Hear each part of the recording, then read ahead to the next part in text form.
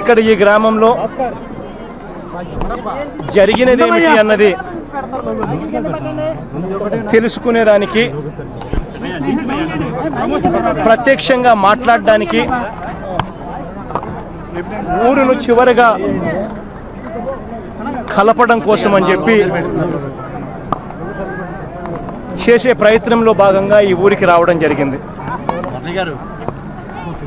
కులం పేరుతో ఈ రకంగా సెపరేషన్ జరగడం అన్నది కరెక్ట్ కాదు అని గట్టిగా అందరం కూడా నమ్ముతా ఉన్నాం. అయితే ఇక్కడ వివక్ష జరిగింది కాబట్టి ఆ పరిస్థితులు ఆ రకంగా కారణమయ్యాయి అని బాధాకరమైన సంఘటనల మధ్య విషయాలు బయటకు వస్తూ ఉన్నాయి కూడా. ఇక్కడ ప్రతి కులంలోనూ మంచి చెడులు ఉంటాయి.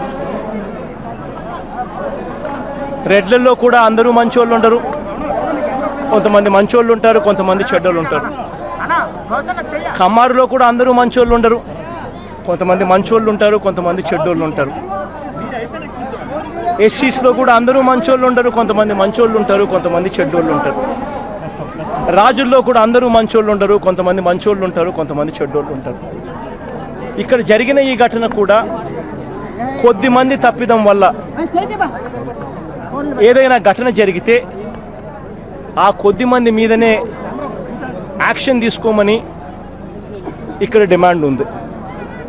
వీళ్ళంతా కూడా ఇక్కడ మాట్లాడిన తర్వాత, ఊరిలో అటువైపున ఊర్లో ఇటువైపున కూడా మాట్లాడిన తర్వాత, మరీ ముఖ్యంగా ఇటువైపున ఏదైతే బాధితులుగా ఉన్నారో ఇటువైపున మాట్లాడిన తర్వాత వీళ్ళందరూ కూడా చెప్తా ఉన్న మాటలే, అందరం కలిసికట్టుగా ఒకే గ్రామంలోనే ఉండాలి, ఒకరి ముఖాలు ఒకరు చూసుకోవాలి, కాబట్టి ఇది న్యాయంగా పరిష్కారం కావాలి అని చెప్పి అందరూ కూడా కోరుకుంటా ఉన్నారు. న్యాయం ప్రకారం, చట్టం ప్రకారం ఎంక్వైరీలు జరిగిన తర్వాత ఎస్ఐని సస్పెండ్ చేయడము, ఎంఆర్ఓని సస్పెండ్ చేయడము, ఈ చర్యలన్నీ జరిగాయి అని అంటే దాని అర్థం కొంతమంది తప్పు చేశారని దాని అర్థం. ఆ తప్పిదం ఎవరైతే చేశారో వాళ్ళని అరెస్ట్ చేయండి అని చెప్పి గత కొంతకాలంగా వీళ్ళు డిమాండ్ చేస్తూ ఉన్నారు. అది ఇంతవరకు జరగల. అది ఇవాళ నేను వస్తున్నానో ఇంకొకటో భయమో నాకు తెలియదు, కానీ మొత్తానికైతే ఇవాళ అరెస్టులు కూడా జరిగాయి అని తెలిసింది. చట్టం తన పని తాను చేసుకొని పోయిందంటే అసలు ఇంత దూరం విషయం కూడా వచ్చి ఉండేది కాదు. ఘటన జరిగినప్పుడే బాధితులను అరెస్ట్ చేసినంటే ఇంత దూరం వచ్చేది కాదు. మొత్తానికేమో ఎంక్వైరీలు వాళ్ళే చేశారు. చేసిన తర్వాత ఘటన జరిగింది అని వాళ్ళే ధృవీకరించుకున్న తర్వాత ఇవాళ ఇన్ని రోజులు అరెస్ట్ చేయకపోయినా కూడా కనీసం ఇష్యూ పెద్దదవుతా ఉందన్న భయంతో కనీసం ఇవాళ అరెస్ట్ చేశారు. వాటికైనా సంతోషం. ఇవాళ ఇంక తర్వాత జరగవలసిన పని ఏమిటంటే చట్టం తన పని తాను చేసుకొని పోవాలి. యాక్టు ప్రకారం ఏదైతే యాక్టు ప్రకారం వీళ్ళకి న్యాయం జరగాలో యాక్టు ప్రకారం వీళ్ళకి న్యాయం జరిగించాలి. మరోవైపున గ్రామంలో మిగిలిన వీళ్ళను అందరినీ కూడా ఒక తాటి మీదకి తీసుకొని వచ్చి కలపై కార్యక్రమం చేయాలి. కారణం ఏంటంటే కొందరు చేసిన తప్పును ఇలా కులాల పరంగా విడగొట్టే ఇంత దూరం తీసుకొని పోయే విధంగా దీన్ని తీసుకొని పోవడం దారుణం. కాబట్టి దీనికోసం అని చెప్పి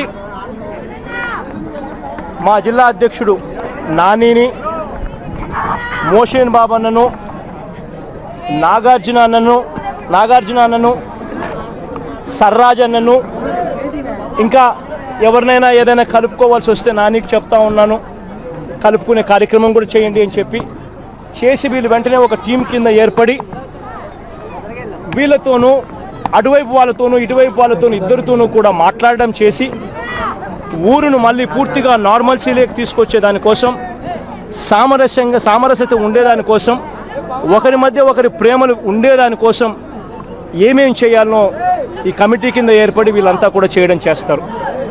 ఈ మాదిరిగా ఇక్కడ డిస్కషన్ జరిగింది. ఈ మాదిరిగా ఇక్కడ వీళ్ళందరితో కూడా మాట్లాడడం జరిగింది. ఒకరో ఇద్దరో ముగ్గురో చేసిన తప్పులకు గ్రామాలు ఈ మాదిరిగా కులాల పరంగా మతాల పరంగా చీలిపోయే పరిస్థితి ఎవరూ కూడా తీసుకుని రాకూడదు. ఒకరో ఇద్దరో ముగ్గురు తప్పు చేస్తే ఆ ఒకరో ఇద్దరో ముగ్గురో మీద మాత్రమే శిక్ష పడాలి. తప్పులు చేసిన వాళ్ళు రియలైజ్ కావాలి. ఆ తప్పులు చేసిన వాళ్ళు కూడా తప్పు మేము చేశాము, మరొకసారి మేము చేయము, మమ్మల్ని మనస్ఫూర్తిగా మన్నించండి అని చెప్పి వాళ్ళ నోట్లో నుంచి మనస్ఫూర్తిగా మాటలు వచ్చినప్పుడు ఇటువైపులు వాళ్ళు కూడా దాన్ని స్వీకరించేదానికి కూడా సిద్ధంగా ఉన్న మంచితనం ఇటువైపును కూడా చూపిస్తూ ఉన్నారు.